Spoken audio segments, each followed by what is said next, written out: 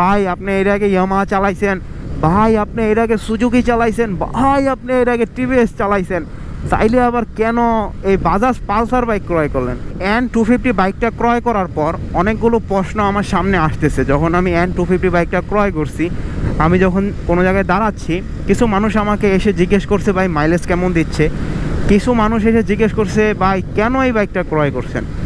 দুই টাইপের মানুষই আমি পেয়েছি।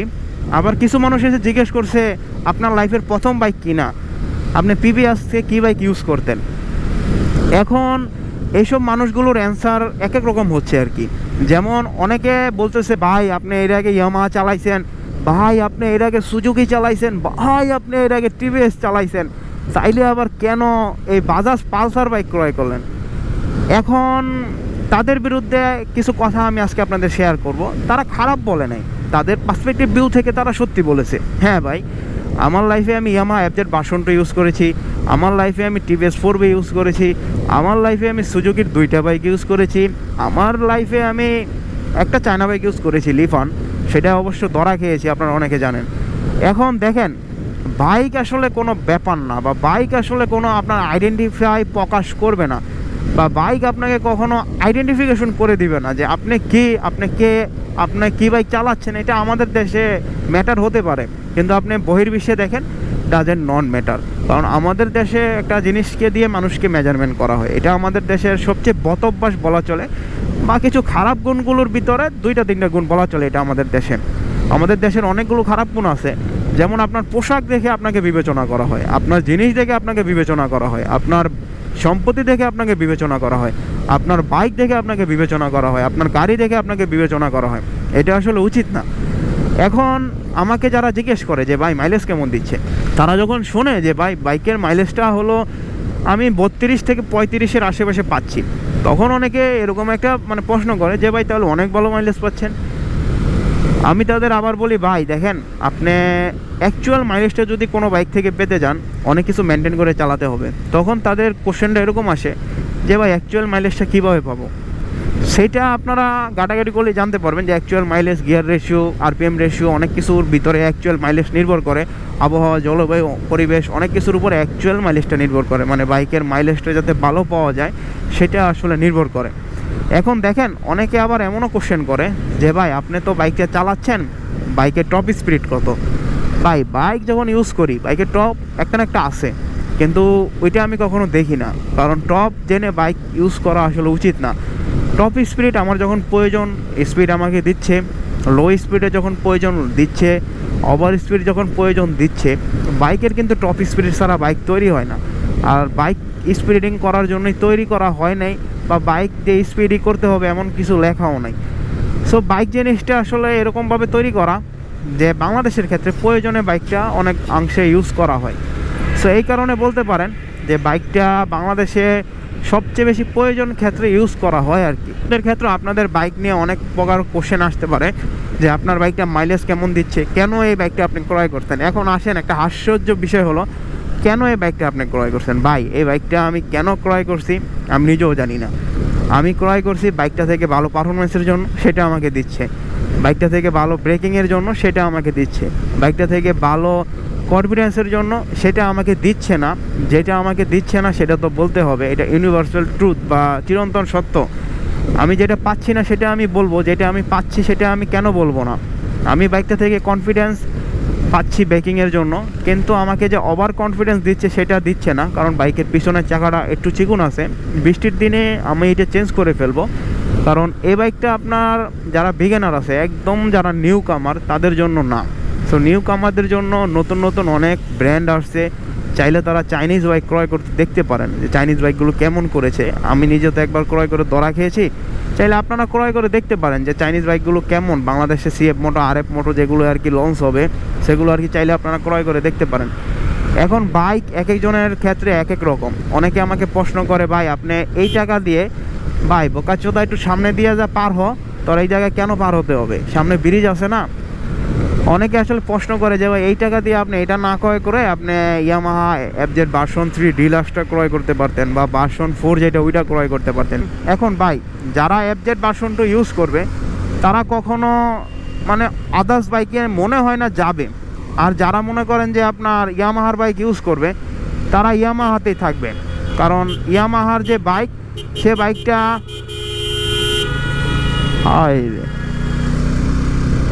এখনই তো বড় ধরনের অ্যাক্সিডেন্টে বাইকে গেছি আলহামদুলিল্লাহ। যেটা বলতেছিলাম, ইয়ামাহার যারা ইউজ করবে তারা ইয়ামাহা ইউজ করবে, যারা টিভিএস ইউজ করবে তারা টিভিএস ইউজ করবে, যারা সুজুকি ইউজ করবে তারা সুজুকি অনেক সময় ইউজ করে, অনেক সময় অন্য কোম্পানির শিফট হয়, কারণ সুজুকিতে আফটার সেল সার্ভিস তেমন একটা ভালো না। ইয়ামাহার আফটার সেল সার্ভিস আমি নেই নাই, কারণ ইয়ামাহা বাইকে আমি ক্রয় করছি second hand. So second hand বাইকে আফটার সেল সার্ভিস থাকে না। আমি 27,000 কিলোমিটার চলা বাইক ইউজ করছিলাম, মানে ক্রয় করছি আর কি। তারপর ইউজ করলাম, ইউজ করে অনেক কিলো চালিয়ে 7,000 কিলো চালিয়ে তারপর আমি সেল করছি। এই কারণে ইয়ামাহার আফটার সেল সার্ভিস সম্পর্কে আমার তেমন কোনো ধারণা নেই, বা আমি যদি ধারণা দিই আমি মক্কেল, কারণ আমার ওই 7,000 বা 8,000 কিলোমিটার চালিয়ে আফটার ওয়ারেন্টি ছাড়া আমি আপনাদের অফিসিয়াল সার্ভিসের কথা কীভাবে বলবো। সো সুজুকির গাড়ি আমি 2টা অফিসিয়াল গাড়ি ইউজ করেছি নিউ ক্রয় করে। টিভিএসে মোটামুটি আফটার সেল সার্ভিস দেওয়ার চেষ্টা করে, মাঝে মধ্যে টিভিএস পারে না, কারণ বাংলাদেশে তাদের যে ডিলারগুলো আছে তারা আসলে বজ্জাত প্রকৃতির বা মানুষ না আর কি, মানুষের পর্যায়ে পড়ে না। ইন্ডিয়ান বাইক বলে তারা ওইভাবেই তাদের মানে কার্যক্রম পরিচালনা করে। না হলে টিভিএসের যে বাইক ছিল বাংলাদেশে ঠিকমতো মার্কেটিং করা গেলে বাংলাদেশে টিভিএস বিশাল বিশাল হিউজ মার্কেট আছে। আপনি বিশ্বাস করবেন না, টিভিএসের গাড়ি এমন এমন ইঞ্জিন, যেমন টিভিএস 4B 2B এমন একটা ইঞ্জিন দিছে ভাই, প্রচুর ভালো ইঞ্জিন। সুজুকি থেকে সারা জীবন ভালো, ইয়ামাহা থেকে 1000 গুণে ভালো, আপনার এইটা থেকে 1000 গুণে ভালো। এখন কারণ বলা চলে, অনেকে বলতে পারেন যে একটু বার্ষসিজের সমস্যা আছে টিভিএসের। হ্যাঁ, বার্ষসিজের সমস্যা আছে, কিন্তু টিভিএস 4B 2B দুইটাই তো আমি ইউজ করছি, ইঞ্জিনটা ভাই মারাত্মক। তারা তাদের ফ্যান ক্লাবটা একটু যদি গ্রো করতে পারতো বাংলাদেশে, মানে বিভিন্ন ইউটিউবারদের টাকা পয়সা খাওয়াইলে হয়ে যেত। আমাদের দরকার নাই, আমাদের ছাড়া অনেক ইউটিউবার আছে বাংলাদেশে যে টাকা খাইয়া প্রমোট করে, তাদেরকে একটু টাকা পয়সা খাওয়াইলে ঠিক হয়ে যেত, সামথিং ইজ ওকে, বা ঠিক হয়ে যেত, কোনো প্রবলেম ছিল না। যা সেটা টিভিএসের একটু মানে আপনার দুর্বলতা বলা চলে, একটু না বেশি দুর্বলতা। আর আজকে 300 ফিটটা পুরো ফাঁকা ফাঁকা লাগতেছে, শুক্রবার দিন, ফ্রাইডেতে আসলাম, এই কারণে আমি বাসায় যাচ্ছি আর কি। সো আপনারা যারা টিভিএসের গাড়ি ইউজ করেন তারা কমেন্ট করে জানাতে পারেন টিভিএসের কোম্পানির কোন কোন বিষয়গুলো আপনাদের খারাপ লাগে। এখন আসেন ইয়ামাহা। অনেকে আমাকে প্রশ্ন করে আপনি ইয়ামাহা ক্রয় করতে পারতেন। ইয়ামাহার তো ভাই আমি একটা বাইক ইউজ করছি, আবার ইয়ামাহা কেন ক্রয় করবো? এই কারণে ইয়ামাহা কিনি নেই। হ্যাঁ, ইয়ামাহা আমি ক্রয় করতাম যদি ইয়ামাহার হায়ার সিসি থাকতো। এখন ইয়ামাহার হায়ার সিসি নাই, এই কারণে আমি ইয়ামাহা ক্রয় করি নাই। ইয়ামাহা আমারও মানে মনে চায় যে একটা ক্রয় করি, কিন্তু হায়ার সিসি নাই বলে আমি ক্রয় করি নাই, কারণ লোয়ার সিসি গাড়ি আমি আর ক্রয় করব না। কি টান, সেই টান, এই কারণে বলা চলে ইয়ামাহা আমি ক্রয় করি নাই। আর সুজুকি তো ভাই 2টা ইউজ করছি। সুজুকির আমার মনে হয় না ব্যক্তিগতভাবে আর কোনো কিছু বোঝার এখনও বাকি আছে।